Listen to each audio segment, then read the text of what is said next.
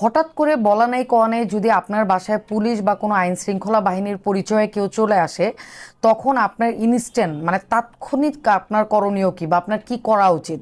সবার আগে তার কাছে আপনার পরিচয়পত্রটা দেখতে চাইতে হবে। কারণ যে সে যে সংস্থারই হোক না কেন, সে পুলিশের হোক, ডিবির হোক, স্পেশাল ব্রাঞ্চের হোক, যেখানেই হোক, তার কিন্তু অবশ্যই একটা পরিচয়পত্র থাকবে।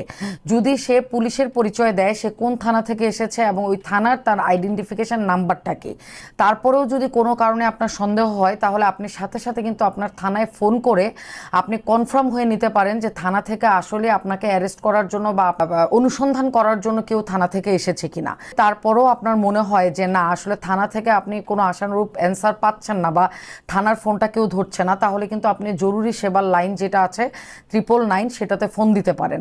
যে কোনো আইন শৃঙ্খলা বাহিনীর যে লোকই আপনার বাসায় আসুক না কেন, সে আপনাকে গ্রেফতার করতে আসুক অথবা আপনার বাসা সার্চ করতে আসুক, তার কাছে কিন্তু অবশ্যই গ্রেফতার করতে আসলে ওয়ারেন্ট এবং সার্চ করতে আসলে সার্চ ওয়ারেন্ট থাকবে।